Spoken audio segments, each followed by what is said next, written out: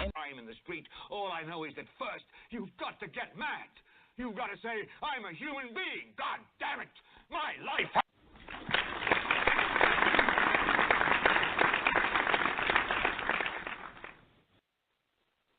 Welcome back. Welcome back.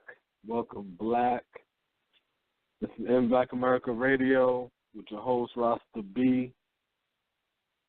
It's June 9th, 2017. The title is You Can't Impeach the President Like a 90s Clue Tape. That's for my, that's a little throwback. That's the, for my 80 babies out there. You know what I'm saying? Remember that edition, that DJ Clue tape, my New Yorkers and shit, you know what I'm saying? But, yeah, I'm going to talk about that because of the whole Comey hearing and things of that nature. I'm going to speak on the whole D.L. Hughley defending Bill Mahr, which is just funny to me, you know what I'm saying? We're going to speak on Bill Cosby versus Roman Polanski. I find that pretty interesting that we have two guys, two rape situations. One of a man who was convicted, another man on trial, and how that's being taken. And then we're really just going to talk about, in general, what we as black people are doing and should be doing to really improve our situation. So the guest calling number is 646-716-4654. So call in, you know what I'm saying, and let's have this discussion. And before anything, let me bring in my co-host, Smoke. Smoke, are you there? Yes, sir. It's ready.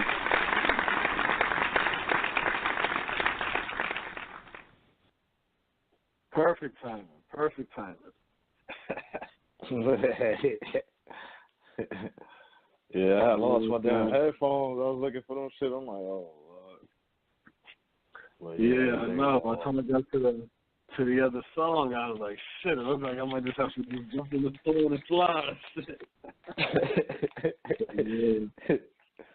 No, it was good. Shit, that was good. So, man, how was your week? Oh, shit. Tiresome, you know what I'm saying? Like, I mean, it was a good week, you know what I'm saying? It was overall a good week, you know what I'm saying? I ain't complaining right now. Just on the same missions, you know what I'm saying? But, I've just been up late watching them damn basketball games, you know what I'm saying? So, I'm a little tired and shit, but it's been a good week. I ain't complaining. Yeah, I know, shit. I don't know why I've been feeling a little tired in my damn self. I don't know if it's because of the rain or whatever. Yeah, the rain or whatever. But, yeah. Or because, like I said, I've been working for fucking 6 months straight. And I'm fighting to get to vacation time, you know what I'm saying? Shit, maybe that's when I charge up. But, hell yeah, I'm fucking beat. So, yeah, so that's about it. But other than that, nothing really on my side. I've been checking, you know, I've just been trying to peep the scene, you know what I'm saying, check the climate and see what the hell these white people up to, you know what I'm saying? Type situation. Yeah, I know. Yeah, you know what I'm saying? So trying to see what's going on with that. I ran across a lot of different things, you know. One thing for sure, I was looking at on Netflix the last episode of the 80s. You know what I'm saying? So they did that whole decade. So I'm looking at that, and they were talking, the last episode, like out of the whole decade, if it's worth anything, is to watch that last episode. And they're talking about when Reagan deregulated Wall Street, And that everybody went inside to put their money in to play that gambling game, and them crackers came inside, and it was like, oh, instead of there being a whole lot of different businesses everywhere to employ all the people, we're going to buy up all the small businesses and shut them shit down and make money off it individual. So basically, they was in this motherfucker raping the goddamn, like, hawks, taking the money, like remember the capitalistic chart, right? They got the people on the bottom saying, we work for all, we feed all, and then they got the people on the next level that saying, we eat, you know, off of these people below us. It's like, these niggas wasn't even allowing them to be manipulated and get their food took. These niggas was out here snatching your whole shit. You know what I'm saying? They were snatching your whole shit. Like, they were having motherfuckers out there broke. Banks collapsing, all of that shit. Damn. Yeah, that's happening now. So, well, not happening now, yeah. But they're going to roll back the Dodd-Frank Dodd or whatever, that rule that Obama had and shit. You saw that? Yeah, Dodd-Frank, yeah. Yeah, they supposed to be, like, rolling back the regulations that was set in that shit. So, yeah, you could see that time possibly coming back, you know what I'm saying, very soon and shit. Yeah. That's pretty much the regulations that those banks and companies going to be under. Yeah, they had Trump in there, a young Trump in there, you know what I'm saying, talking about how you do his shit. And it's good just to watch that's the type of person I am. I like to see how shit start. I could sit all day, like how niggas can watch sports all day. I could watch documentaries all day about, like, certain type of history, you know what I'm saying? Like, I could watch how somebody, the rise and fall of type shit, depending on, you know, the topic. I can't even watch it for anybody, you know what I'm saying? But it got to be the topic, you know. My topic is mostly about money and business and entrepreneurship and economy. Building, you know what I'm saying? You know what I'm saying? Shit like that. Anything related to nation building. I'm into shit like that. So if I could watch something dealing with that, I could watch that. You know what I'm saying? So I'm looking at this shit, and they just showing how these niggas just getting it, and they just fucking just taking the fucking wealth from the people. But all you really seeing is crackers, you know what I'm saying? And then you see these white motherfuckers, they inside here, they get a loan to get their house, then they get their credit cards, and it's the 80s, right? They get their credit cards, and they're just charging up for a microwave and charging up for this, charging up for that, charging up for this. So she's like, yeah, I know I couldn't afford it, but when you're spending with plastic, how could you not use it and all kind of shit? And I remember in the 80s when black people didn't even have that. That was white people who had that. And what happened with us? We end up being able to get a credit card and shit and being like, oh, we living like the white people now, not knowing that, again, the capitalistic society is predicated on one person eating off the other person. Big bank taking little bank. So when you're sitting over there watching one set of white people take advantage of another set of white people, you don't sit on the outside when them crackers saying, no, nigga, you can't play this game. And then we on the outside getting mad. Man, I want to play that game. Why I can't play? You know what I'm saying? And then after a while, when they rape the other side, the other white people, then they turn around and look at the blacks and say, you know what? All right, come in here and play the game now. And now they start to rape our shit too. You know what I'm saying? And that's like, stay out their game. Same thing when it comes to the whole presidency. Yeah, these motherfuckers going back and forth with each other. Stay out their game. You know what I'm saying? But before I go too deep into that, I got something I want to ask you. Did you hear about the Bill Mahr saying nigga? Yeah, I saw that shit, man. House nigga. Did you know that Hughley defended that? What was it, comedically speaking? Fuck out of D.L. Hughley is a fucking cornball, yo. Hold on, this is him right here. I'm going to let him speak for himself. Did you know in Jewish tradition, a fetus is not considered viable until after it graduates from medical school?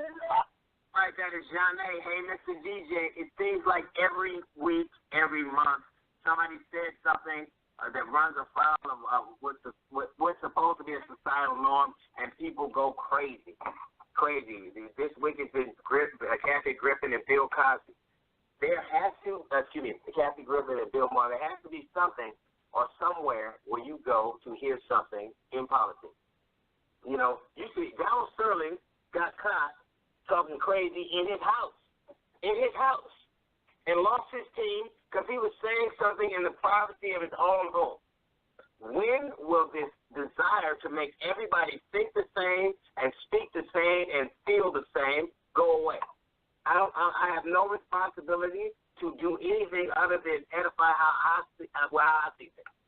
If you don't like it, I understand. Everybody is supposed to be brought to heel. Comedy, by definition, is supposed to be counterculture. Comedy, by definition, is supposed to be the thing that you can't say out loud.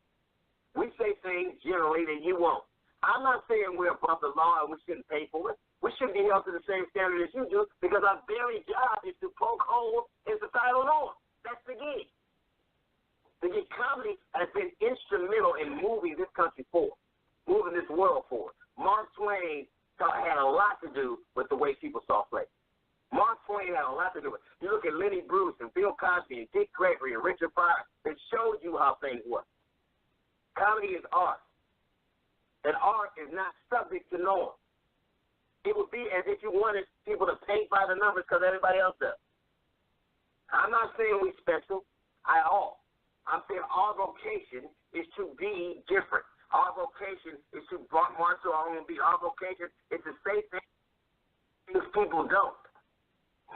We're the thing you laugh at when nobody's looking.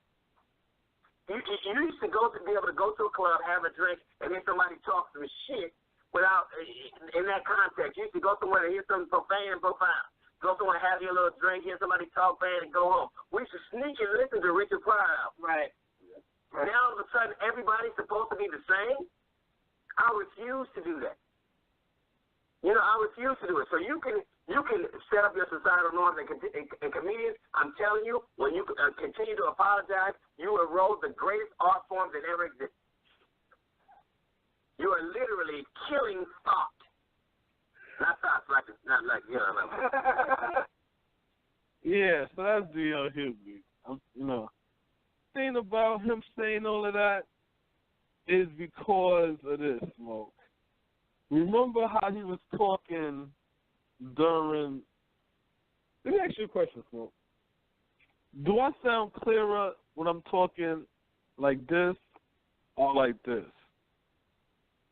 2 or 1? One is lower but clearer. 2 is louder but a little more distorted. So this is distorted when I talk like this? It ain't bad. So this is distorted. You know yeah, it's a little more fuzzy. It's fuzzy. Cool though. When I talk like this. It's cool. Yeah. But it's every cool. So often it'll, you know what I mean? But no, it'll light work. But the other one is clearer, but it's lower. Oh, but this is lower, but it's clearer. Yeah, you can keep it on that one though. That one, they both sound straight. Basically, yeah. So I just try to talk a little louder and you know, in the clearer one, then. Right. So he was talking all this shit about Trump and how Trump is, you know, and the whole spill. You know what I'm saying? I have to dig back into the archives to find out to get those clips. And now the whole shit is you're defending this white dude who now his joke is, oh, Senator, I'm a house nigga. This is a Jew boy, right? oh, senator, I'm a house nigga. And it's like again, Dio, my question to you would be, where's your Jew joke? Right. Where's your Jew joke? Jadakiss and them cats, they got their song blanked out on the radio because they said stack chips like Hebrew. So it ain't cool to really speak their names and speak about shit like that, but it's cool for them to even want to do something like that when it comes to the black people, our shit. You know what I'm saying? It's like, you know that's offensive, but, you know, and that's why I can't really buy it. You know what I'm saying? Because you know it's offensive. And then when you think about, you know, Tracy Morgan, when he had his issue, and he said something offensive to gays or whatever, he had to apologize. Ashley Larry, when he was on the Breakfast Club, he spoke about him offending somebody, and he having to apologize and shit like that. So that's the norm. When you offend some fucking body, whether it's comedically, whatever, you either say fuck it or you apologize. You know what I'm saying? And it's not, and that's not new. Peep it. No. That's not new. But it's when black people want you to apologize, then all of a sudden, motherfuckers start getting disrespected. Right. That's what I noticed. Some weird shit. That's what I noticed. Yeah. And that's what I noticed. The thing, like, it's funny with the fucking comedians, you know what I'm saying? Because it's like, it seems like they like to shade or hide the coon and shit behind the fucking comedian. Or they want to, you know, hide behind a certain standpoint where they don't have to make a certain stance behind comedy and shit like that. You know what I'm saying? You saw that. You saw comedians. You saw that. Remember, we did the whole joint talking about the dress. We did the whole joint. We did the whole joint. If you check in the archives and previous shows, we did a whole joint on that, talking about the minstrel show. We did that, talking about the minstrel show. I remember. And what happened with the minstrel show? White people stopped watching that shit after a while. And then black people picked it up and toured in their own little chitlin circuit. And black people came out in droves to watch the minstrel show, where black people played step and fetch in them stereotypical roles to each other. And we watched it and we enjoyed it. And that's the same shit going on right now. The same shit going on right now. These niggas are still used to being secondary. They still used to being fucking coons and fucking and clowns for society, that they would sit there and defend and talk about how vile it was to make even joke. They would even joke to black people, oh, no, I ain't going to say no gay jokes. Now, you know, I ain't going to have the Pink Mafia come after me and all. They'll say shit openly. Oh, now, I ain't going to say nothing about no Jews. You already know. I like my job. I need my money. They'll say shit openly like that.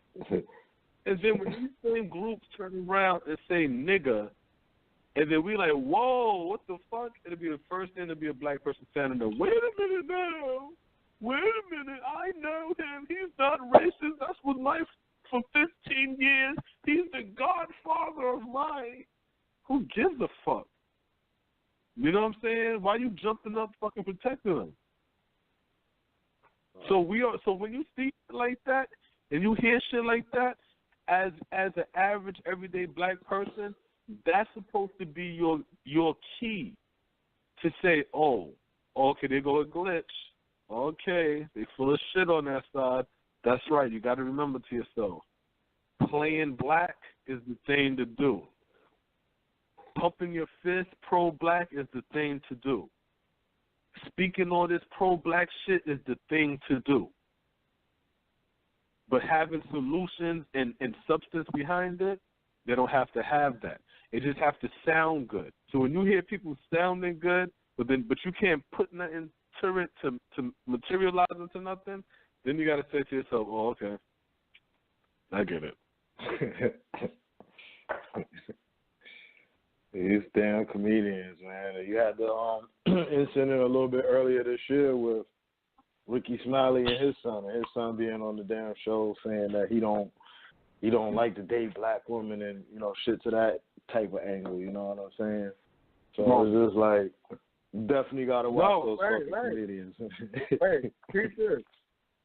He had that shit with the son, right? But then wasn't there some Ricky Smiley shit controversy because he said something about some skillet? Oh, when he did you ever hear? Disrespect. Right, and that's the counterpoint to, yes, you know what I'm saying? It's like, when we complaining, you niggas don't give a fuck. So, yeah, he made a joke of saying that the lady was so black, or, you know, lady was so black that when she walked into his kitchen, his skillet started laughing or some shit like that.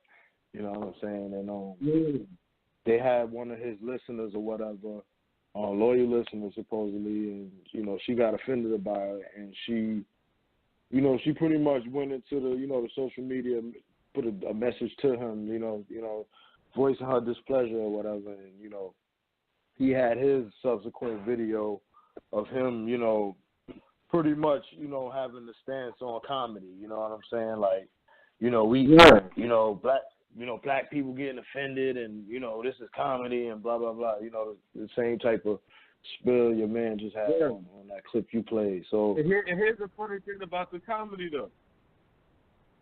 You got a television show. You got your producers there. They film your son saying he don't even fuck with black girls. Then you making anti-black jokes. And the motherfuckers want to scream comedy. No, you making fun of us. Yeah, maybe that's make you laugh. But that shit wasn't comedy to us. Maybe that was funny to you. You know what I'm saying? But no, that's not laughing. That's not us laughing at a joke. That's you now laughing at black people. You see what I'm saying? And what happened is we're so used to black people. We're so used to people taking advantage of us and not being real leaders to us that motherfuckers could show you I'm not down for you. And we'll still support them because we just figure, hey, I mean, shit, it's the best person that's not down for you. Ain't as bad as that person who ain't down for you, you know? Yeah.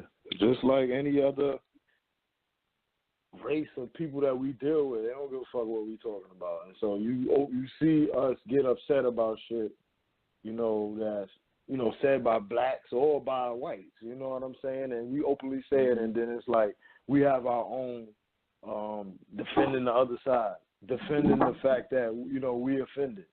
It's like, yo, if we offended, and that's we don't have no black code. Because it's like, yo, if a black person offended, it's really nothing for you to say. You need to get on the side of, you know, of the person that's been of our side. Get on our side. You know, you saw that too with Ellen. When Ellen tweeted the shit with, you know, during the Olympics and with riding on Usain Bolt's back. Yeah. You know, people got offended about that shit. Was showing the slavery pictures with the white bitches on the fucking slaves' backs and shit.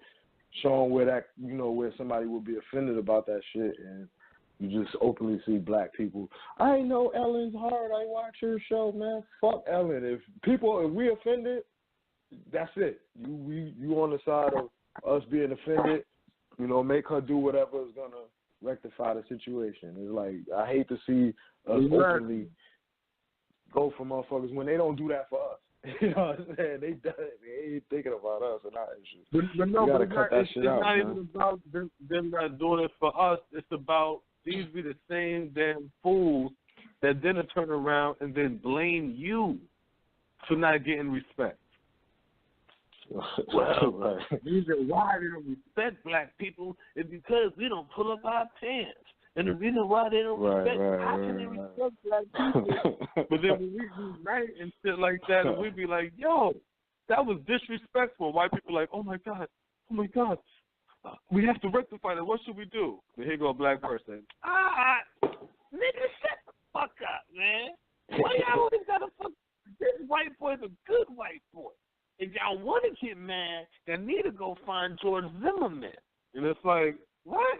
Shut the fuck up, man. You know what I'm saying? Like, always like that. It's always like that. You see what I'm saying? And then it puts the white boy off the hook. Yeah, then it puts the white boy off the hook. You know what I'm saying? So then, and that's how the game goes. Because they know that if we elevate, their position diminishes. You know what I'm saying? So they have to keep that little distance, that artificial distance. And that's how that game goes. Why are you sitting over here? Like, I don't even understand. How could you even speak for black people while you defending a white dude for saying nigga? Like, that shit within itself is stupid. You know what I'm saying? Yeah. That's to let you know. It don't even sound right. But I've been critical of D.L. Hughley. I've been critical of him. So I'm not surprised about it. Been critical. You know what I'm saying? Then you got the situation going on now, too, with Bill Cosby and Roman Polanski. Right? Right. So that shit I find funny because both of them shits is a rape case. Right? Both of them shits is a rape case. Both of them shits was using drugs, you know what I'm saying? Even though he ain't drugged, he gave it to her, whatever. But it's like, but Roman Polanski is a child he had anally raped. Pedophile. You know what I'm saying? Yeah, he is a pedophile. He is serial child fucking fucker, you know what I'm saying? And Bill Cosby and he was sentenced, he was convicted of the crime. They said, yo, you're guilty, nigga, you got to go to jail for this shit. Damn, Bill Cosby, he's on trial for this shit.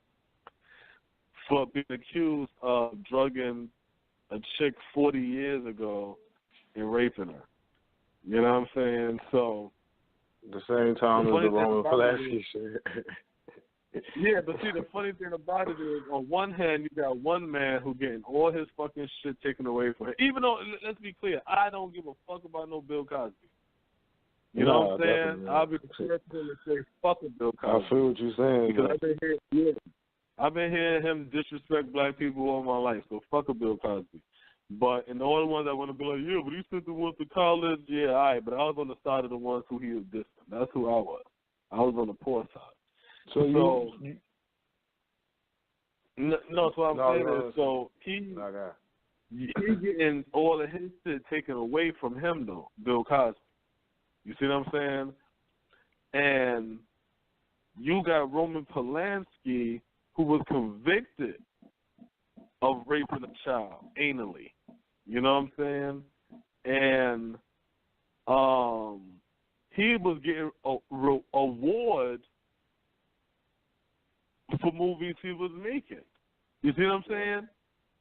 So it just lets you know what the fuck it is. And here's the big deal. Wasn't there Whoopi? And the Bill Cosby. No, this is the icing on the cake. When Bill Cosby's situation is a white woman who's saying, this is what Bill Cosby did to me. I want him to go to jail for it.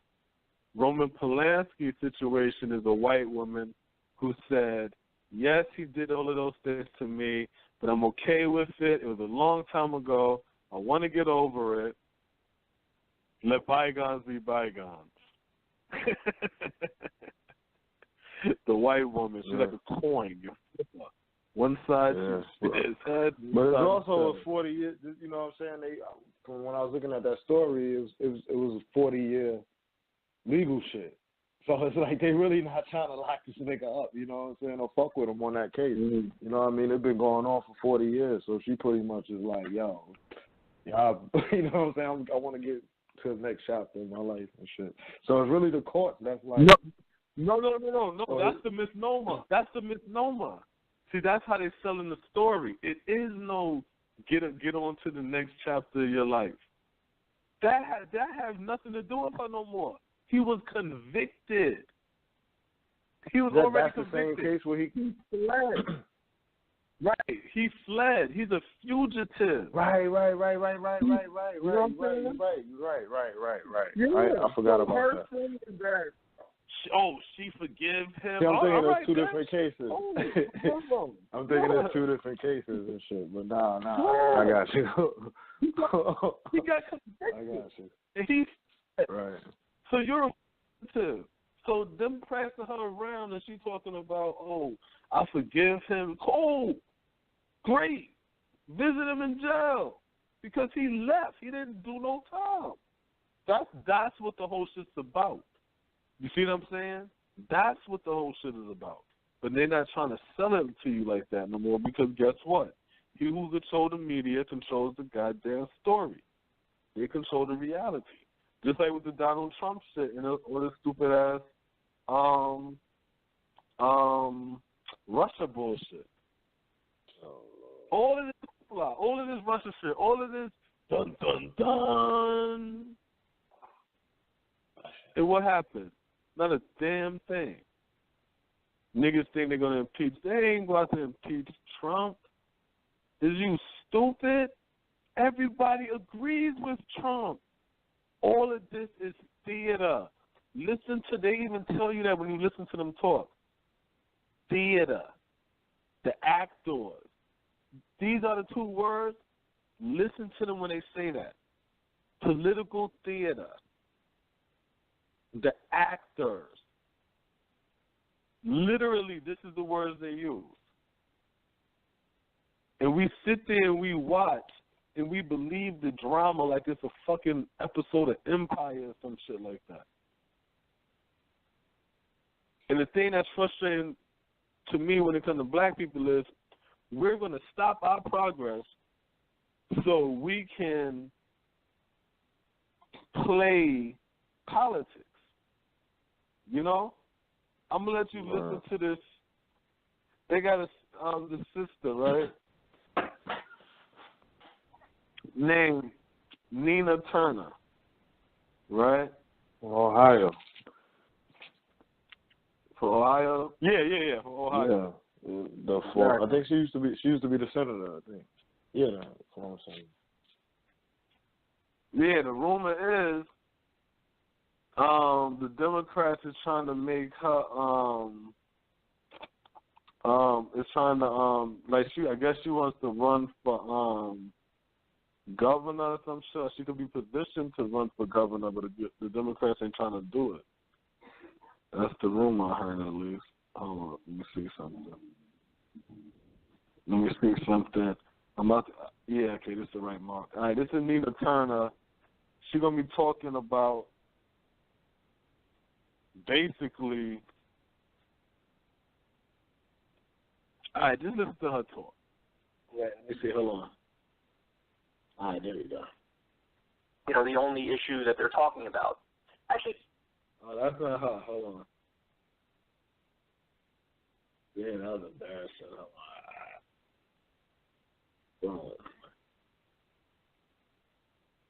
How's this playing in Ohio? No one in Ohio is asking about Russia. I mean, we have to deal with this. We definitely have to deal with this. It's on the minds of the people. But if you want to know what people in Ohio, they want to know about jobs. They want to know about their children. I was just in California where California folks, especially the national nurses, pushing for Healthy California, single payer, Medicare for all kinds of things. I talked to a baby boomer, African-American baby boomer who lives right here in D.C. Russia is not in his top 5. He believes that both parties are failing. I talked to a Gen Xer, a white male, who in the union. He wants third party. We are losing. The president should be concerned about this. All Americans should be concerned about this. But if we were to go to Flint, they wouldn't ask you about Russia and Jared Kushner. They want to know how they're going to get some clean water and why 8,000 people are about to lose their homes. We are preoccupied with this. It's not that this is not important, but everyday Americans are being left behind because it's Russia. Do we need all 535 members of the Congress to deal with Russia? Can some of them deal with something like this? Let me ask you. You heard that? Yep, loud and clear. She's like, why is all 5,000 some odd people Why y'all all talking Russia and nobody dealing with domestic shit? Now, that was the whole point that I was making from the beginning of this whole Trump shit. While all this shit going on, black people need to be worrying about building a fucking economy. We need to be worrying about building ourselves up. We need to be worrying about situating ourselves. While all that chaos going on. For this sister to sit here and be like, yo, people ain't worrying about that Russia shit. Let me tell you, nobody's worrying about that Russia shit. This is how you have to look at the news. Don't look at the news on what they're telling you. Look at the news and ask yourself, do these crackers give a fuck about that? And don't listen to what they say on TV. Look at the history. Look at their actions. Do they give a fuck about that? Trump pulling out of the EPA. Well, you know, the white people, they love the environment. White people don't give a fuck about the environment. Check history. Check history. No, I'm saying, like, what are you talking about?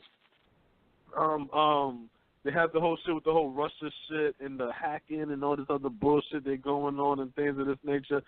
Listen, if you believe that the Russians did this all this bullshit that these crackers talking about, if you really believe this shit, does that mean you also believe that Osama bin Laden was in a cave with a fucking dialysis machine, making tapes, sending them shits in the mail to America every week, dyeing his beard and some, so they said, and having gray beards and others, and all that other shit? That means you believe that stupid shit too. Like, come on, man. In Black America Radio is the only place you're going to hear the real. We done broke down that Russia shit, it don't even make sense. Just like somebody, if they hacked into the fucking voting booths and shit like that, which is not connected to the internet, but if they hacked into the voting booths, then why nobody is screaming paper ballots? They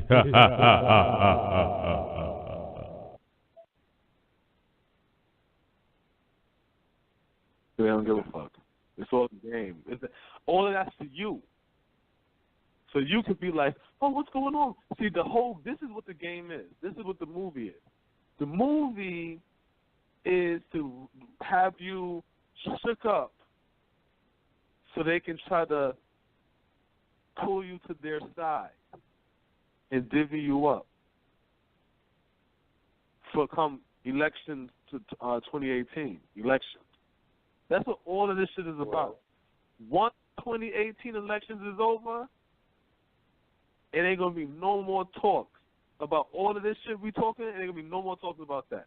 Then it's going to be who's going to be the Democrat to go up against Trump. That's all you're going to hear. You're going to hear no more about Russia, no more of that shit, unless they're going to use it as some political shit or whatever like that, which they will. You know what I'm saying? But you ain't going to hear no more because it's no purpose no more. They got to go on to the next storyline now. Then when they go for the presidential shit, I want to hear what everybody's going to say when Trump have a second term. I want to hear because nobody. Become more complaining. Bush had. No, I want to hear the reason why. That's what I want to hear. Black people tell me the reason why. Because when you tell me that, well, majority of white women voted for Trump even though they voted against, whatever the shit that was said. They voted for their race and not their gender or some shit like that. And then they're going to say, oh, well, they're going to learn the next time. So when they vote again for Trump, and then there's a third Republican term, I'm just curious to know what is going to be the excuse. instead of you trying to say to yourself, yo, this is the time to rebuild Black America. This is the time. This is me saying to myself, I'll work, but I don't want to work no more, but I don't know what I want to do. Don't say to yourself, yo, I want to open up a restaurant, a supermarket, so let me go get this loan. Nah, don't do that. Don't do that. If you're in the city, Philly, Brooklyn, something like that, I would suggest you get you a park. Like one of them vacant lots. That might be more convenient to do. Get you one of them vacant lots, turn that shit into an urban garden. I would suggest that. You know why? Because it's hard. I know that community, the 9 out of 10, that community do not have access to fresh fruits and vegetables. So you'll be able to provide vegetables. And guess what? You can have them swipe their WIC and get that government money coming from the government straight to your pockets through WIC. Through EBT. And then from there, you can start to build up into a supermarket. Then you can bypass worrying about loans and shit, because hopefully you'll be making connects also of, when it comes to that whole food market shit in your research. But it's the build up. Because we don't have shit. We don't have shit. But what we got to stop doing is thinking of keep on opening consumer businesses, barbershops, nail salons, stuff that's based upon you having money to give me to do for you as a service. We need more industry. We need more industry. That's what we need. We do need to reach out to Black farmers, because there are Black farmers. I be running across the stories on the news a lot lately. Black farmers. You know what I'm saying? Yeah. So it's like we got to start to connect dots. Go ahead, man. No, I was gonna say, when you talking about the Black farmers and shit, there's a lot of, especially out here in the South. You know what I'm saying? There's a lot of families who got land, Black people who got land and shit like that, that's just got weeds and shit growing up, trees and shit growing up on it. So it's like, it might be up to us to find out who own auntie land and that half an acre in the back of her trailer or something like that. You know what I'm saying? And you could be using those spaces too. So, especially out here in the South, we got the weather for shit like that. So, you know what I mean? Like, yeah, man, there's plenty of opportunities out here for us to, like, build shit up from the ground. You know what I'm saying? But as long as we concentrating on these politics and these agendas that's going on in between the Democrats and the Republicans and Trump and Comey and all of this shit, our mind is gonna be tied up in that, and we ain't gonna get shit out of it. You know what I'm saying? It's like you spend your time. I call it I started worrying about white people affair. You see what I'm saying? All that white people affair. That shit have nothing to do. That's like right now, 3-Car Motley, right? So it's a bunch of white people now. They're getting got by the 3-Car Motley guy. They don't even want you to play, right? But now they losing money. You got money. All right, you can come in, you can play. Now they're getting you. They're taking your money too. And then you sitting over here talking to the white boy saying, man, yo, they got us, man. Yo, I hope we win. Like, this have nothing to do with you. You walked into this. And now you think you're a part of this together as one. We always want to know how we could take over America, right? We need to destroy America, right? We need to conquer, we need to destroy, we need to burn America down, right?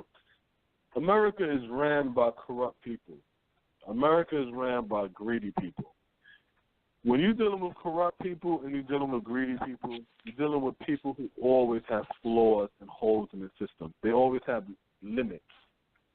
Because corruption and greed always have limits. You know what I'm saying? The nigga running your hood, he the most gangster, killing and shit, selling the most drugs and all kind of shit like that. He got limits.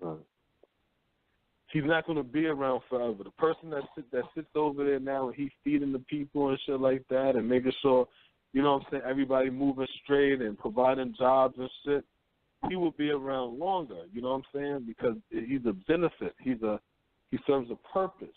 You know what I'm saying? Right. So what I'm saying is this.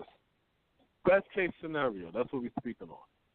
Best case scenario, black people got their shit together. We start building our economy, right?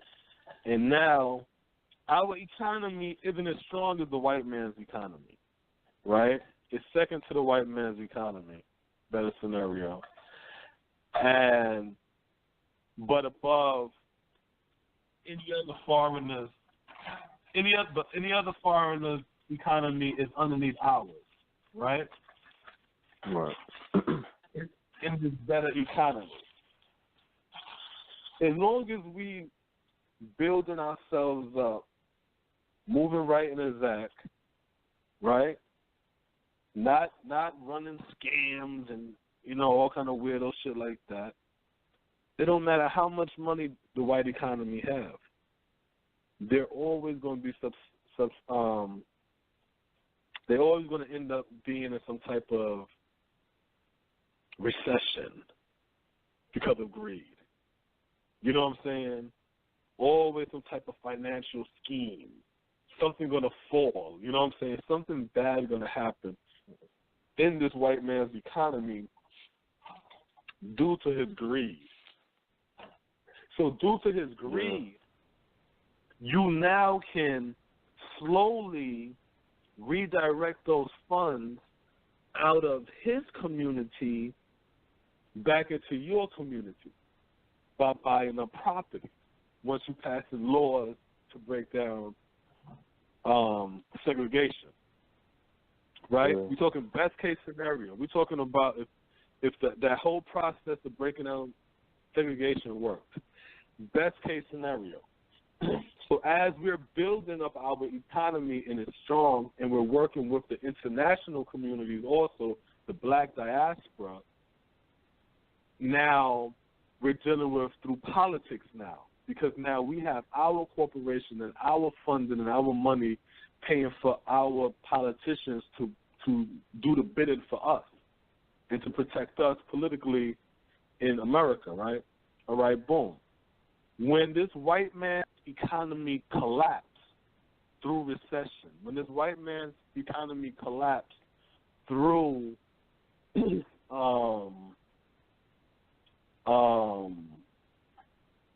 not paying his debt that he might owe from other countries and things of this nature, because he's warring within his race of people where the black economy, we're unifying the black dollar. You understand what I'm saying? We're not warring with Africa. We're not warring with the West Indies. Where the United States is warring with Russia, warring with Europe, and warring with China and all kinds of shit like that, you see? So right. When his economy gets weakened now and ours strengthened, if our economy eclipses his economy, who do you think ends up running America? You see what I'm saying?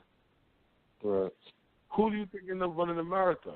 When there's a recession and white people like, yo, we laying off a bunch of jobs, the banks don't have any more money and all kind of shit like that, we black people should be in our economy like, wow, that's fucked up what's happening to the white people. But it shouldn't affect our banks because we're not tied into a corrupted system. So once it's all about the build-up. Down, it's a build-up. I mean, we all speak in best case scenario. Even if it's a situation where it's not their economy is doing great, we still have our own economy, which is a one-up from where we at right now. You know what I'm saying? So it's like we can take over those smaller industries and start to build those up because we don't have nothing. So even if they're doing good, it's like we'll have an economy that's thriving. And the bigger it gets, the less we have to depend on other economies to get shit. You know what I'm saying? We don't got to dress through. You know, when we see those opportunities, it's like, okay, now we have an economy. We could say, well, it's opportunities in clothing. A lot of us still buy clothes from these people. Now you have the designers come in. You can say, well, damn, we don't got no black vehicles. Now you're going to have motherfuckers being raised to design them shits, you know what I'm saying? Create motors and do all that type of shit, design them. So, you know what I mean? It's about the build-up. We can't think on the microwave level. That shit, we're not going to just pop some shit in, have some black leader say some wise words, and shit is going to be all good. Nah, we all got to work and build ourselves up, build our family up. Then our communities can be built up, and then we can really start talking. But we got to start and have the thought process of even having an economy before we can even get to the big shit. You know what I'm saying? So we got to start small. It's the build up. You know what I'm saying? Build that shit back up, brick by brick. You know what I mean? And the sad part about this shit is the so-called smart niggas, they don't say that. I listen to these dudes, they don't say that. I never hear economy come out their mouth. Everybody want to tell you about stupid shit like credit repair. I was thinking about that shit the other day, credit repair. What the fuck is credit? Credit isn't real. Credit isn't real. So what the fuck is a credit repair? Credit is not real. Credit is just a system. This is how credit started. Credit started with a fucking bank and a store, a general store that sold seeds to like farmers. And what happened was the farmers would get the loan from the bank, and then the banks would see from the store was the farmer's pattern. You know what I'm saying? Was he paying on time and things of this nature? And that's when they slowed from that situation came about. They started building up the whole FCRA and all kind of stuff like that. You know what I'm saying? That whole system, the Fair Credit Reporting Agency, and building up the structure to create credit. Yeah, and that's it. Yeah. Credit. Building credit what it is right credit. now.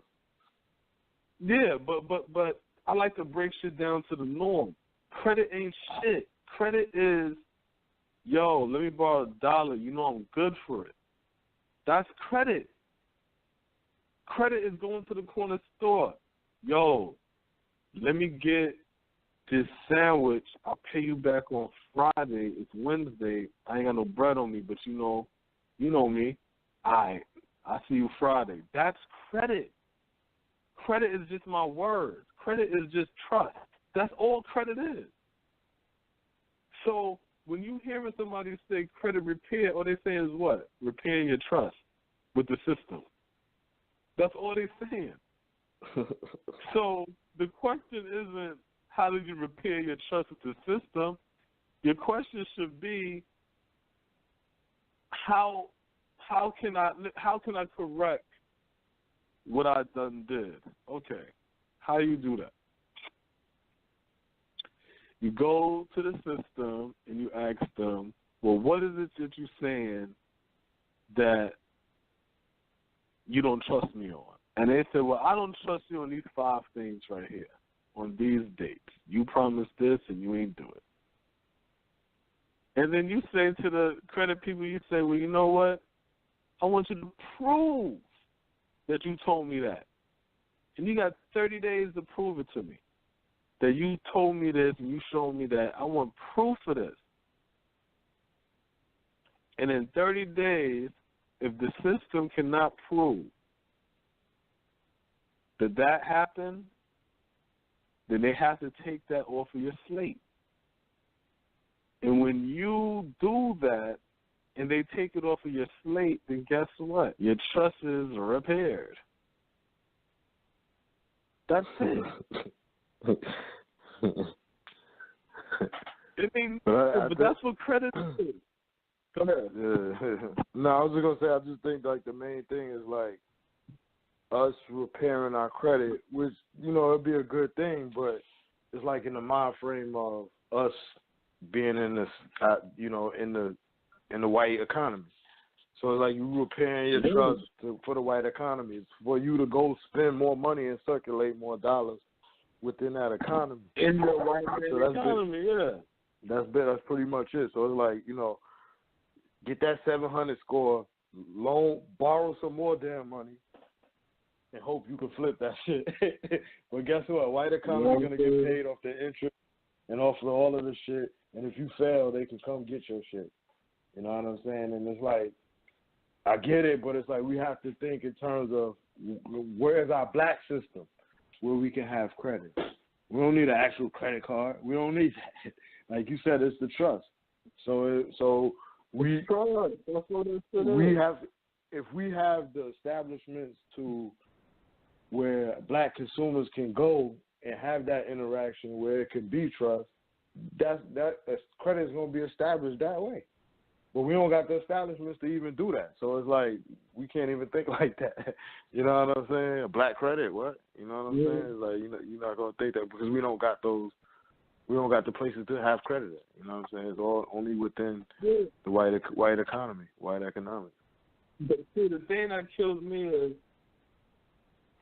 when you live in a ghetto, when you live in a poor community, you're living in a skeleton black economy. You're living in the shell of a black economy because it's ran by credit.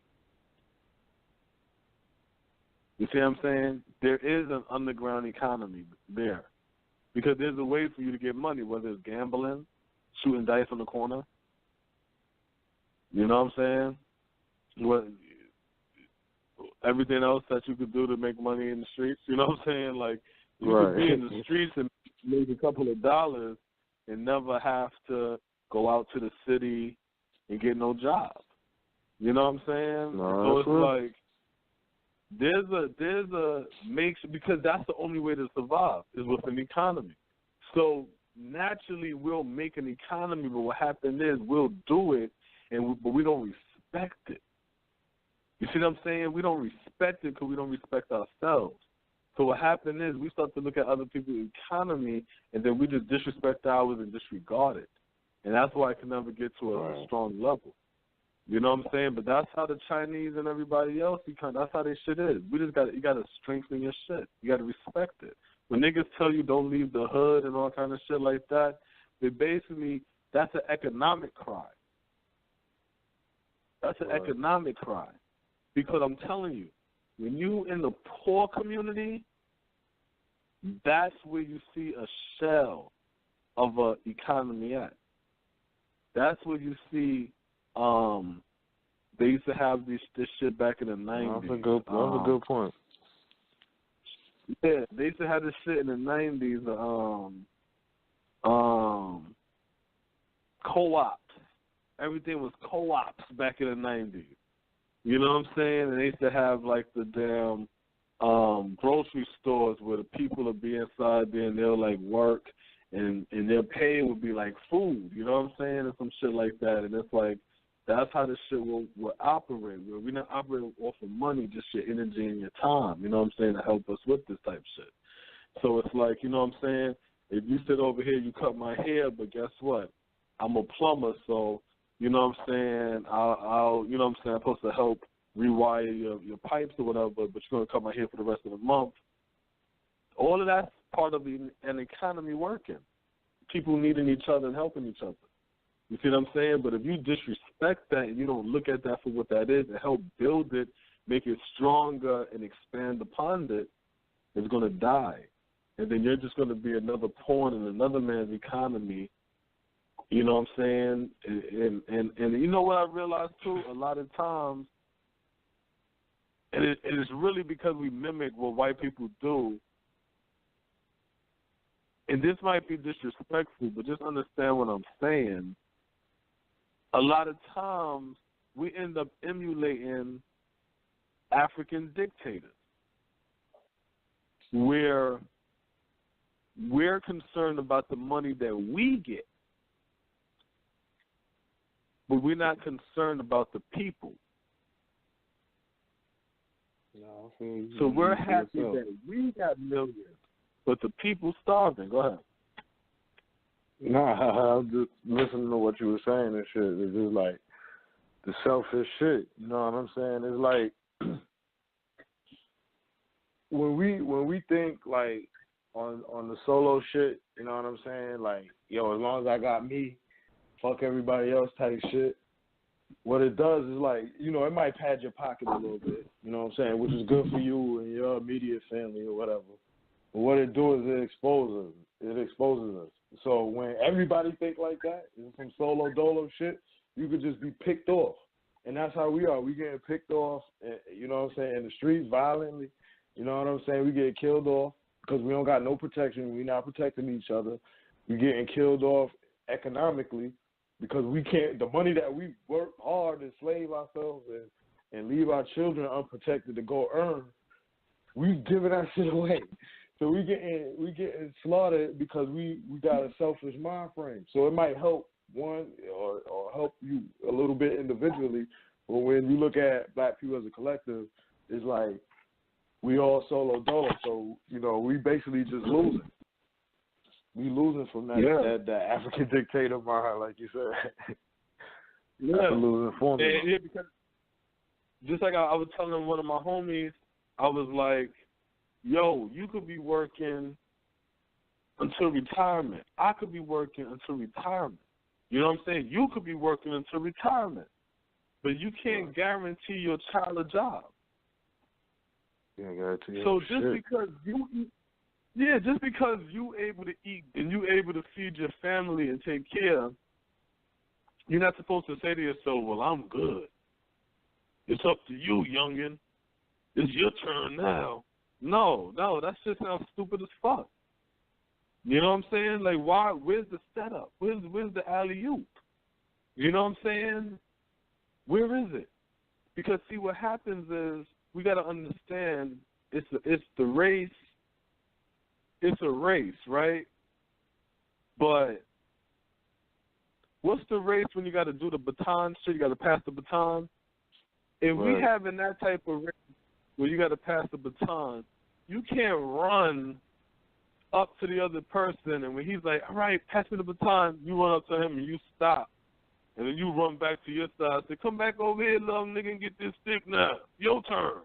No, you're supposed to run up and pass it to me so I can go to the next level. I'm not supposed to go back where you are. They leave it at the starting line. The gun go off. They run down there. Slap your hand like, oh, the baton back there, my nigga. You gotta, it's up to you. Nigga, slap your hand. Nigga, slap your hand. What up, my nigga? You're like, all right, what the fuck is the baton? Oh, that's back there. You gotta go backwards to get the shit to advance. You know what I'm saying?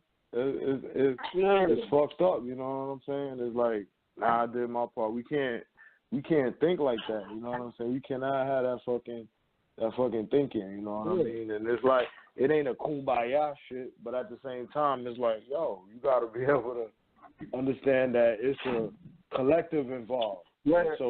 Our decision. Wait. Let me add some fufu la to that. For my fufu las out there. For everybody who like that, boogity. Your ancestors taught on the wall back in Kemet that when you die, you're just energy and you're going to come back.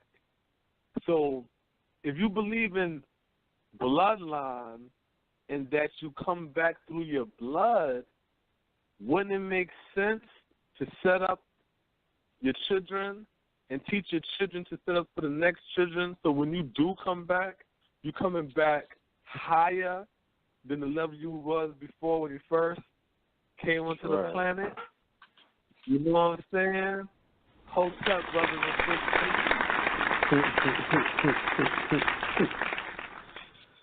Fufu la in the house. Fufu la in the house. Let's teach the fufu la. You know what I'm saying? But that's real shit, you know what I'm saying? It's like, you want your name to carry on, you know what I'm saying? And it's like, you got to give your kids a head start, you know what I'm saying? And it's like, we gotta just be serious about this shit, man. We got to, man, because it's like, I'm just thinking about just myself, you know what I'm saying? It's like you get paid or whatever, and it's like check come in, like all right, payday, you know what I'm saying? Then it's like everything you paying out is like it's nothing that's benefiting the black community. It's like all right, the mortgage I got we got a crib through. That shit is not being paid through a black bank. You know what I'm saying? Electric company that I'm paying to, you know what I'm saying, and shit like that. So it's just like, you know, I want to see it when, you know what I'm saying, we teaching our kids the importance of that. You know what I'm saying? It's like everything don't happen immediately. So it might be our kids that really be seeing the black economy like we envisioning that shit. Or they kids, you know what I'm saying? But it's like, we definitely can start changing that mind frame, that mindset, because it's like too many of us live in that situation, and it's just modern slavery. You go to work, you under this robotic time frame, you got to be in 40 hours a week, very little time with your kids or to build for yourself, and you take our money and just get that shit back away. You know what I'm saying? You spend enough just to get back and forth to work. Buy a little nigga trinkets, you know what I'm saying, a little bottle or something, some weed, or, you know what I'm saying, girls get their hair done, their nails, some weave or some shit or whatever, some sneakers. And we back in the same shit. It's like, damn, if I'm going to spend my bread, let me at least spend that shit with some black companies, you know what I'm saying, that's building somebody else. Like I say, if I want to just spend my own money, you know what I'm saying, it's like we building everybody else up. And then these are open enemies. It's like you turn the TV on, you see the Chinese for Peter Liang to get his shit overturned. You see what's happening with white America and us. You see what the Latinos and shit like that. When you go out west, they have a fucking that crazy dynamic between blacks and Latinos in their territories and gangs and shit like that. So it's like a lot of these, you go look and just open your eyes. They open enemies to us, and we openly say, I'm gonna work to my fucking death, and every dollar in my damn kid, I'm gonna just give back to y'all. Y'all open enemies, and I'm gonna just toss you back up. It's like how niggas be in a strip club, just throwing the money. Except it's everybody else. Everybody else's economy that's dancing, that's on the poles and shit. Yeah. You think we tricking out strippers like, yeah, look, son, got some strippers over here doing whatever, and they just picking up our money, putting it in their pocket, feeding their kids with, and our kids is hungry and shit. So, you know, it's just like, it's sad when you think about that shit. You know, while you was talking, I'm just like, God, this shit is crazy, you know what I'm saying? But that's really what it is, you know what I'm saying? If you can just envision that shit, you know, to strip away everything, strip away all the politics and all of that, that's basically what it is. The strippers is those other economies, and we the niggas in there just throwing our money up to them, and they sweeping that shit up, and we going home broke, having to go back and repeat the same process while they living out their dreams off of us and establishing dynasties and families and bloodlines and all of that shit off of our dollar. That shit crazy, man. You know, I'm gonna tell you it's crazy too. Look at this shit. So I'm reading this title, right, on Yahoo. It's called Black Women Are Working Hard, but Our Country is Not Working for Them. It says, a new report about the nation's black women paints a familiar portrait of a group that is working hard on many levels to achieve the American dream, but is still falling short. Black women vote at high rates, have made significant improvements in earning college degrees, and are succeeding in opening their own businesses, according to the status of black women in the United States. Yet they continue to be underrepresented in elected office, earn less than white men and women, and are twice as likely as white women to be incarcerated, the reports say. Before I continue reading, that's the reason why I always laughed when I hear black women talk all that sexism shit. You know what I'm saying, Smoke? This is the reason why I laugh. Because I keep saying to black women, when y'all say that that women get paid less than men, are you talking about black men and black women? Because black people get paid less than white people in America. So that's why I'm like, what the hell are y'all talking about? So they have all the making of what should be success, yet their contributions are undervalued and undercompensated, states the report released this week by the National Domestic Workers Alliance. The report was prepared by the Institute of Women's Policy Research, a nonprofit organization affiliated with George Washington University. The report's findings are similar to previous studies on the state of black women in the country, including a widely discussed 2014 paper by the Black Women's Roundtable titled Black Women in the United States, Progress and Challenges. It also notes that despite the high participation in the workforce, educational institutions, and the political process, black women are underpaid and underemployed, suffer at a higher rate from major illnesses, and are vulnerable to violence at home and in their communities. Both reports drew largely from data from the U.S. Census Bureau.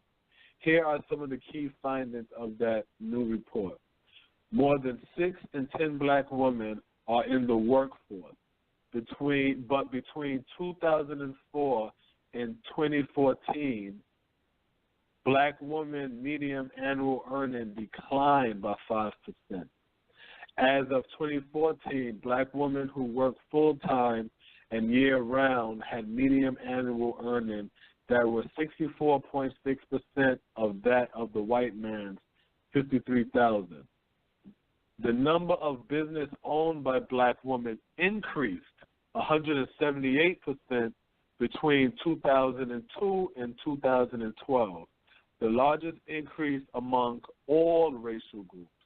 In 2012, black women owned 15.4% of all woman-owned businesses in the United States. Yet nationwide, businesses owned by black women had the lowest average sales per firm at 27,753. The share of black women with at least a bachelor's degree increased by 23.9% between 2004 and 2014. About 22% of black women over the age of 25 had a bachelor's degree or advanced degree in 2014, a higher level than black men, but lower than other racial and ethnic groups. Nearly a quarter of the nation's black women, 24.6%, live in poverty, more than twice the percentage of white women, 10.8%, the group with the lowest poverty rates among U.S. women. Black women were twice as likely as white women to be imprisoned in 2014, 109 per 100,000 black women. So 109 white women went to jail per 100,000 black women. That's like what? 9,000 or something. Versus 53 for white women. Okay. The federal prison is 53 per 100,000 white women. 53? Come on. Wait, let me read that way. Black women were twice as likely as white women to be in prison in 2014. 109 per 100,000 black women in state and federal prison versus 53 per 100,000 white women.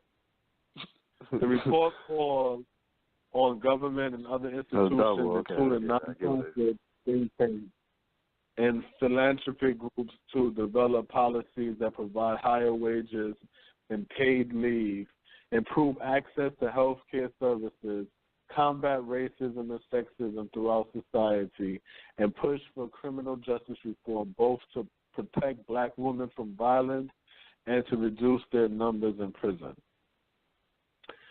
Now, after reading all of that, all I hear in the whole damn article is,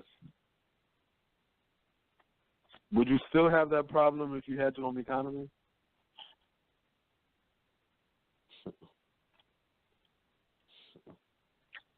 You know what I'm saying, Smoke? Yeah, I mean, it's like basically the more black women achieve, the more common it becomes for them to graduate school, open businesses, the less return that they get. So it's pretty much saying that it's only a certain amount of pool for niggas.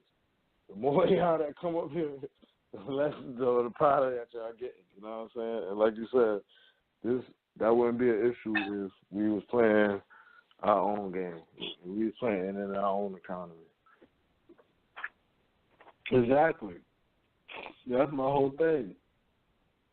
We don't get it because we sit around and we're in their house. You know what I'm saying? And then we want to change shit. You can't go to some white person's house and they some old pork eating people and you like, yo, my man, I don't eat pork. So I'm just wondering, can y'all not cook no pork inside here? And it's like, what? Like, yo, that's racist, man, if y'all keep frying pork. I'm offended. Excuse me, sir, can you respect the fact that I'm in this house too? And it's like, nigga, this is my house. My shit, nigga. You know what I'm saying? If you don't want to smell no pork, build you your own house. And you ain't got to have pork in there. Yeah. You know what I'm saying? And that's where we need to be on that level. We don't need to be on the level of trying to demand white people to like us. We're going to pass laws to make white people like us. For what?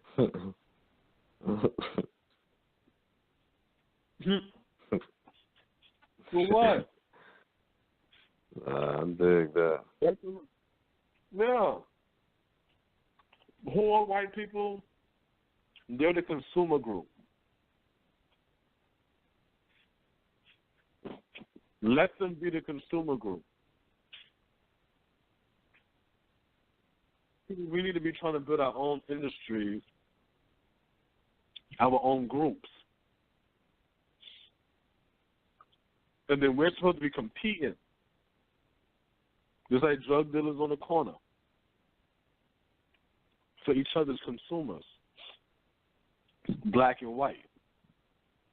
But since it's black, we automatically going to have our own consumers since we are creators, and then we just influence the whites to bring that bread over to our side.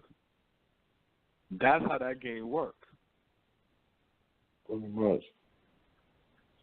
You see? But it can only work with the economy. If you don't have an economy and you in this man's house, what's going to happen is we all going to be consumers, black and white, but white is going to slowly start to teach their generation, y'all better own, and then y'all can keep the blacks on the bottom as consumers while the whites are owners. And y'all go back to being masters and they go back to being slaves. So when I'm hearing people, like when I do hear Roland Martin and the people like him talking about jobs, like they always say, we need to teach our kids to be entrepreneurs. We need jobs and it's like, nah, we don't need jobs, man. We need for the elite, if they proclaiming that they're serious, to have a summit for black business leaders. A summit for black business leaders where they come to the summit and then they discuss how the fuck are we going to rebuild Black America? I don't understand what's so hard. You know what I'm saying? I don't understand what's so hard. No, these guys rather sit here and pussyfoot and play these stupid-ass games telling us that we, the goddamn working class, should be ponying up funds to better your condition.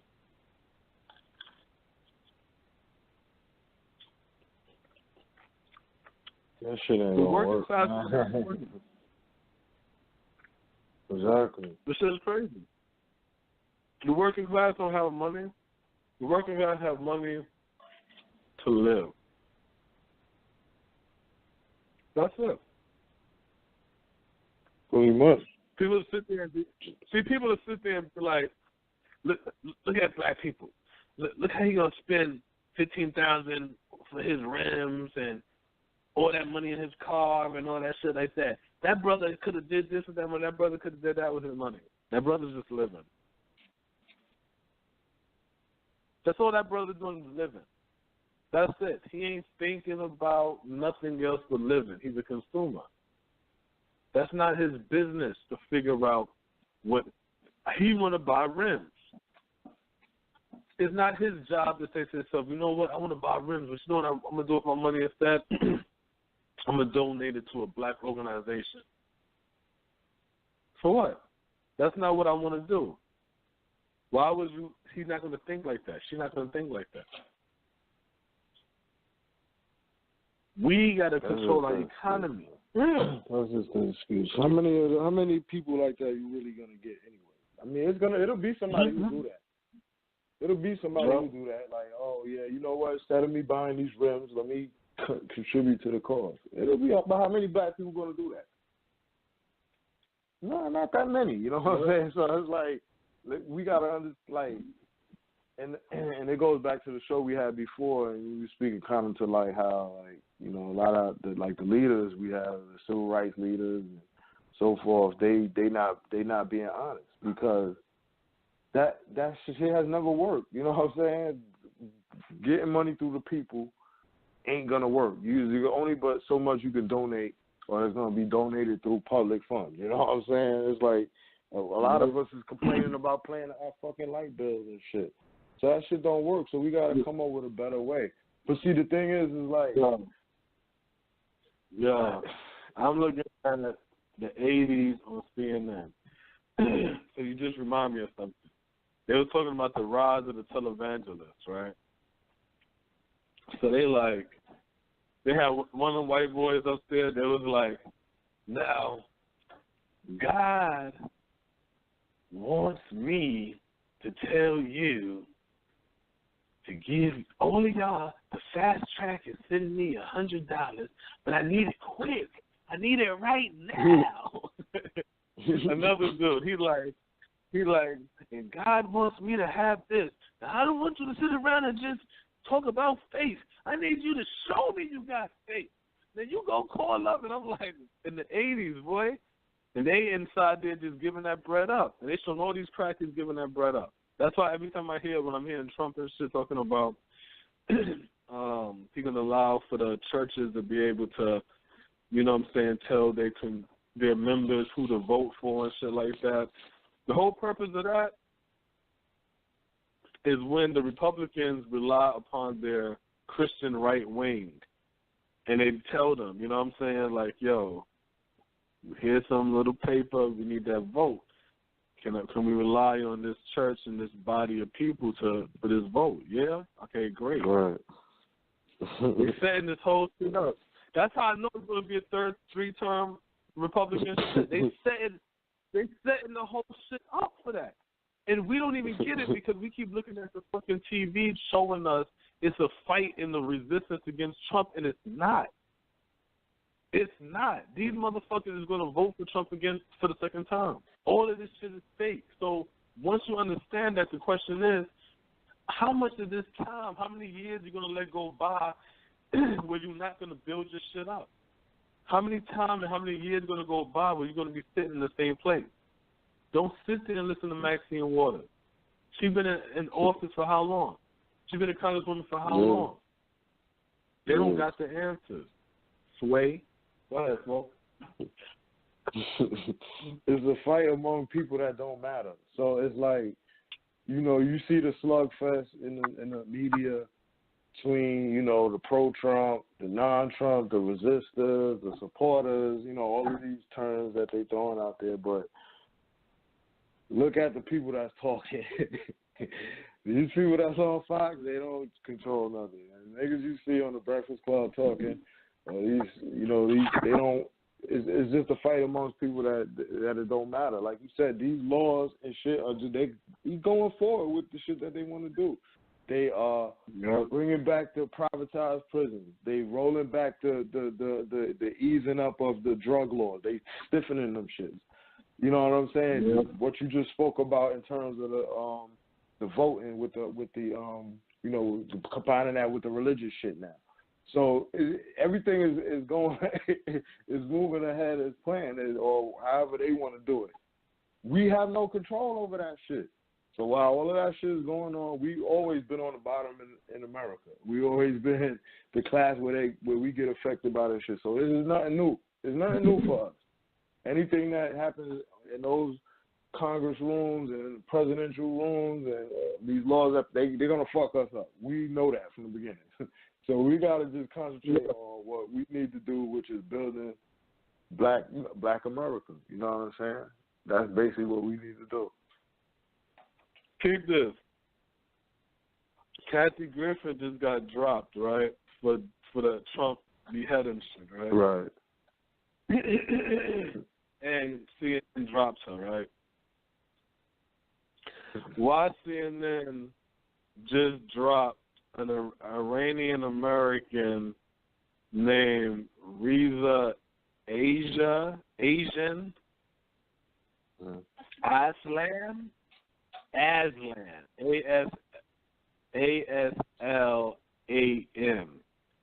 because of anti-Trump tweet.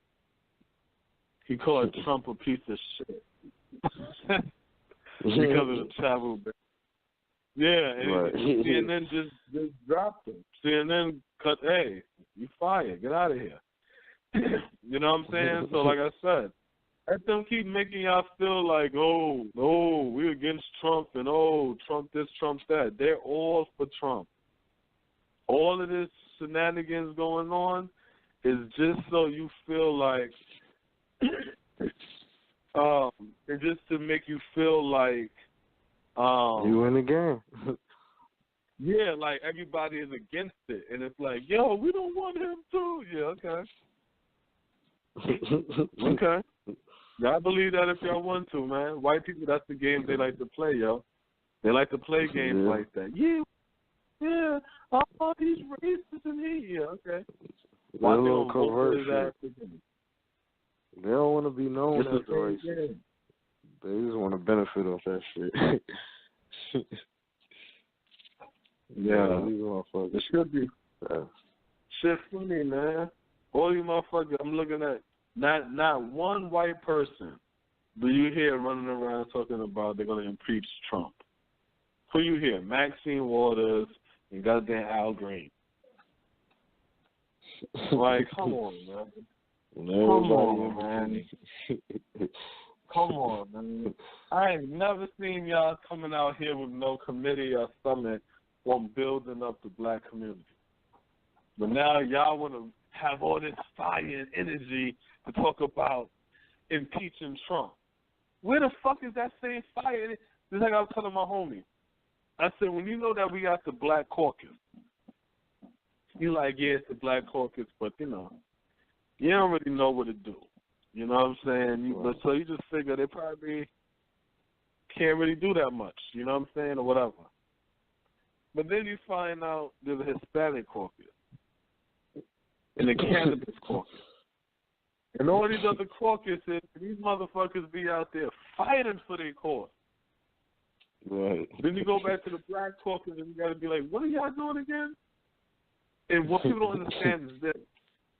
What happened is the government, the corporations, and all that shit, this shit is the black speaking black now. black people's side. Black people treating each other like fucking African dictators. They're getting bread from the corporations. They're getting bread from the government. They're getting bread from wherever. They get that bread, and they get it. You know what I'm saying? And they put their line in their pockets. They go in their pockets. Right, they live good. And then they go out and get donations and stuff from the people and shit, but they don't never give shit back. They just taking and taking and taking. And that's how the African dictators is. You know what I'm saying? Niggas just taking. So the people, they starving, but you flying around in a fucking private jet and shit. You know what I'm saying? Your kids going to the best in school, and my kids getting in shootouts. You know what I'm saying? So what the fuck is going on? And then you telling me about the white man and racism, and you are getting money from the privatized jail. You know what I'm saying? So it's like, what the fuck is really going on? That's when you realize the game that's going on. That's when you listen to how this shit plays. You don't listen for Republican and Democrats, liberals and conservatives. All of that is white people. These is white people terms. I ain't listening to white people terms. You know what I'm saying? So you don't listen to that. All you do is listen to what's being said. And this is how, okay, let me go ahead and let me say how it is. This is how I be figuring out some shit. I just listen to these motherfuckers talk, right? I don't listen to one shit. I just listen all around shit, right, and I read shit. And then I say to myself, historically, I run across historically always, and say to myself, historically speaking, do white people give a fuck about this? No, they don't. And if Trump is doing this, and I know it's not in their spirit to give a fuck about this, that means they foot Trump. And if they foot Trump, then all this shit talking about they're against him is lies. So he's going to have two terms. That's how I look at it. Simple like that. Now, before I go on, we got to do the Fufu La. So let me do some Fufu La, too.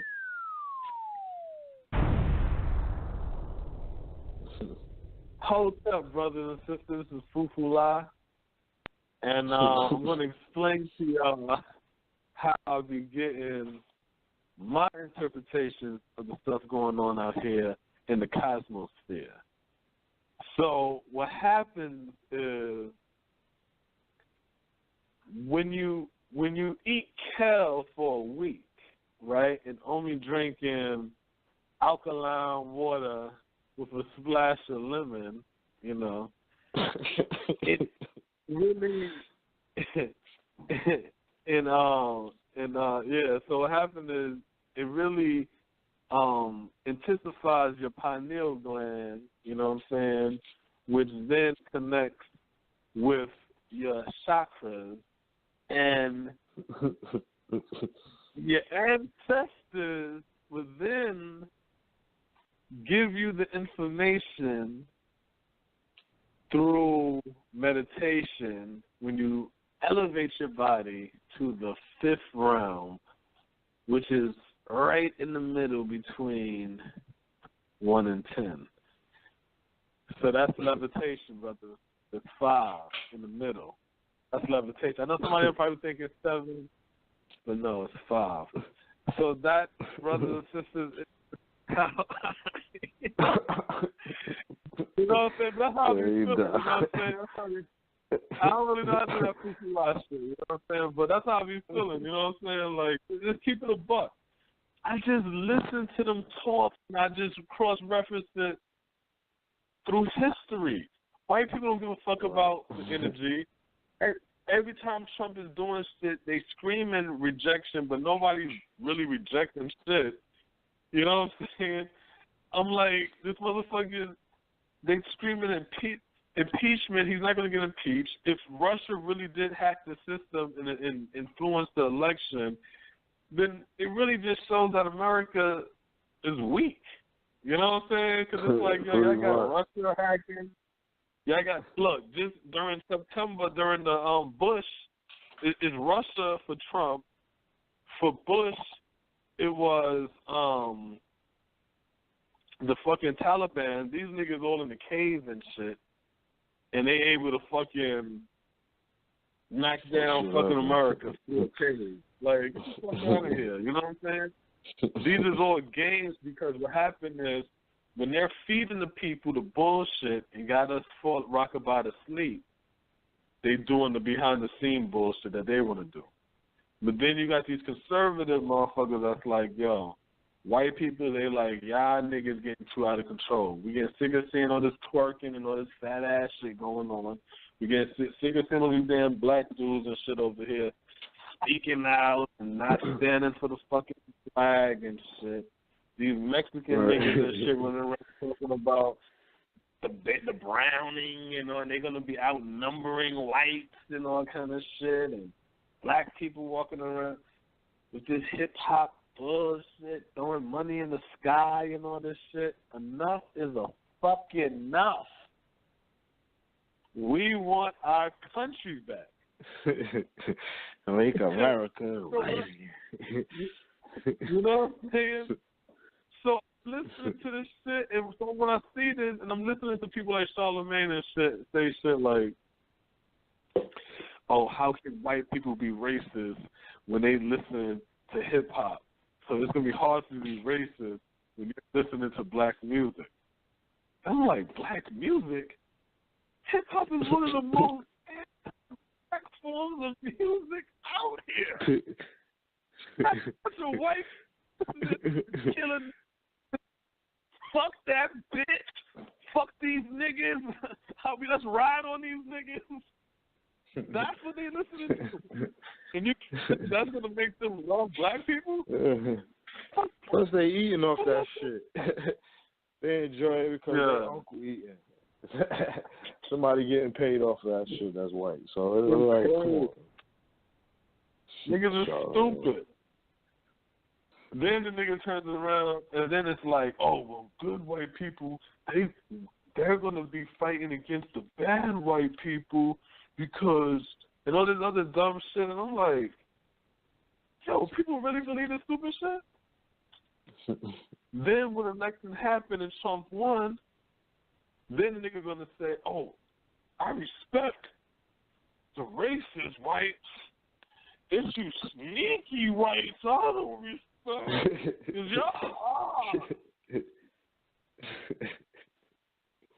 And it just seems to me because I'm thinking to myself, damn, yo, this is 2017.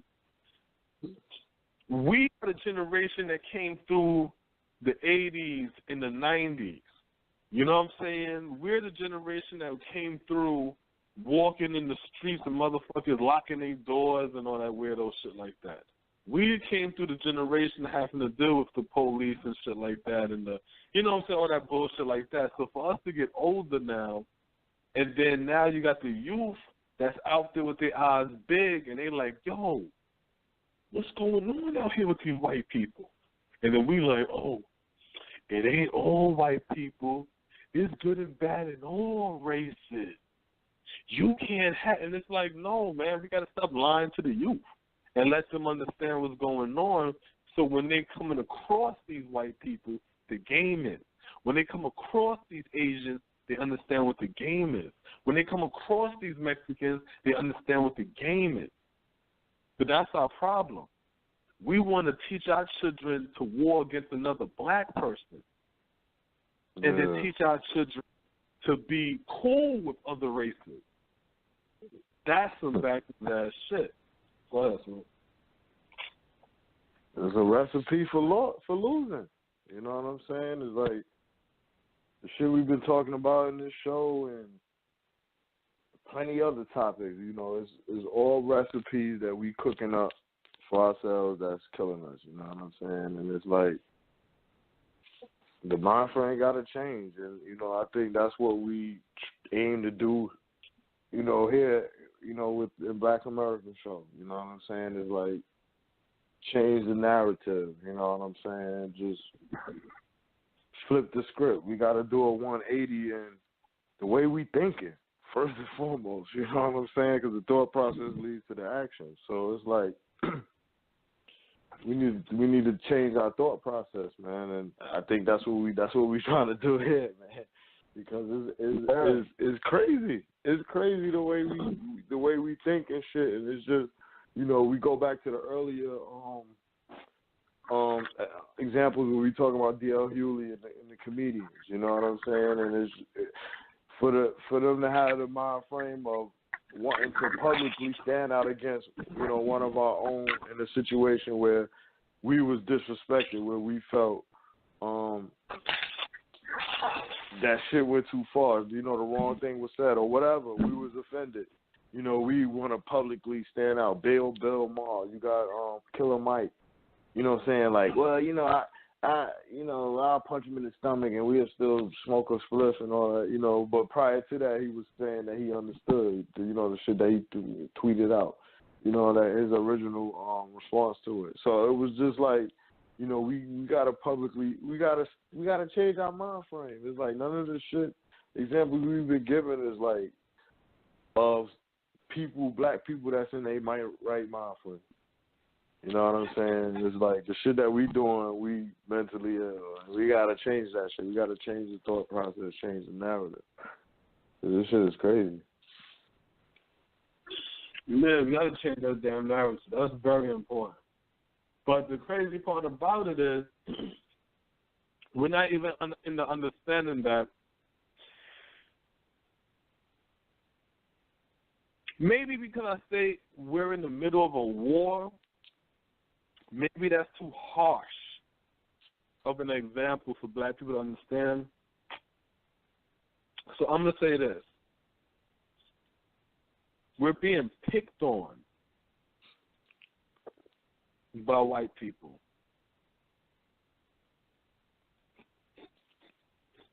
It's not a harsh enough term because you know why?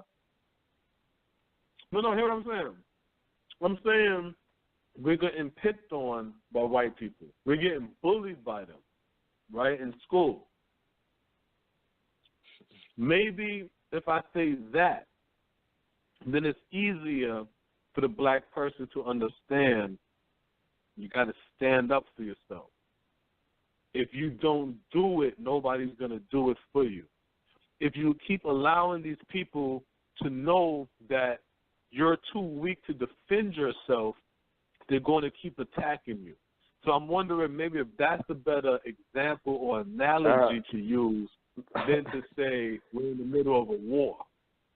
Because maybe somebody can't relate to that. If I got to give you that example and you're not a kid, you need to just lay down. You need to go somewhere and fall down. For real, because we at war. We at war, and the decisions that we make, how we treat each other, how we view each other is all causing our demise. We dying because of the shit and the mind frame that we got. So, yeah, it's probably people that you have to explain that to like that, but what help they going to be to any cause? That's how I look at it. Yeah. You can't realize that we at war, you 100% lost. I mean, we 30 years removed from the 80s. And we know what that war was about. You know what I'm saying? So we have shit that we can lean on to say, you know, in recent history to say like, oh, it was a war on us. Well, that's common knowledge. The war on drugs and how, that whole shit that was said. It was war in the whole shit that we talk about. The title of it is War on Drugs. So it's like unless you've been under a rock somewhere or a little kid, it's like we at war. You know what I'm saying? We got to dummy it down for you. Yo, you probably not going to be no good anyway. You coming out with a knife, and it's a gunfight, you know what I'm saying? You got a baseball bat. You're like, I don't know. But I feel what you're saying because it's like, some of us is like that, where you have to break that shit down slowly. But that's what we do. We had to just break that shit down as simple as possible. But sometimes I get frustrated. I just feel like, yo, we should be seeing some of this shit, man. You know, we should be seeing it. But, you know, that's just the way I view it, you know. I feel it because, yo, 2017, information age. Come on, they got it right now where they got it set up where they're trying to do that whole net neutrality shit. Well, I mean, that shit pretty much is a go. And they're going to be slowing down the internet and all that shit. What do you think that means? That means slowing down information. What do you think that means? Rocking you back to sleep. See, so the whole shit is, and that's why I keep on saying when it comes with time, you can't waste time. You can't sit there and because the daylight's out and it's sunny days, you know what I'm saying? You want to enjoy yourself, lay out on the beach, enjoy the sun, play, have fun. And then once it gets dark and cold, now you're like, damn, I forgot to build a tent. I forgot to secure a place to rest my head. Because when I got here, it was so beautiful and nice and everybody's playing and enjoying themselves. I didn't want to sacrifice that day to build a place to rest my head where I could enjoy the rest of my time here. No, I wanted to enjoy my time first. And now it's too late. Now I'm in a predicament. And that's how we are. We always want to react to some shit. We always want to wait until we got 10 minutes left, and now we like, oh, shit, hurry up. Everybody rush, clean up. Mom on her way. Why y'all ain't been clean up? Why y'all ain't been put this shit up? Oh, because you want to party and bullshit instead of taking shit serious. That's black people because, unfortunately, the reality of black people, especially out here in America, the only man in America is the white man. The only woman in America is the white woman. The white man and the white woman is the mommy and daddy of black people. And black people running around here acting like fucking children. We acting like fucking children. What an allowance. The name of the game is economy. The name of the game is economy. Elijah Muhammad. Economy. Elijah Muhammad said the white man is not going to be able to take care of his people or have jobs for his people and for you, black people. You have to do for self. All of that economy. How do we have an economy? How do we start an economy? I just told you, Elijah Muhammad started an economy through the Nation of Islam, not with Farrakhan's running. Remember, the Nation of Islam fell. Farrakhan brought it back up. So what Farrakhan brought back up is not what Elijah Muhammad had. So you would have to go back and study Elijah Muhammad. Economy. Go back into the history books, into the books, and read up on all black economies, all black towns, documentaries. Do the research. Read up on it so maybe you can have an understanding, an overstanding of why it's important and why we need an economy. Why it's important and how this will help this whole situation that we're in be rectified.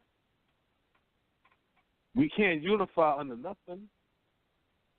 How am I going to unify if there's no purpose for me to unify? You see what I'm saying? You and your brothers.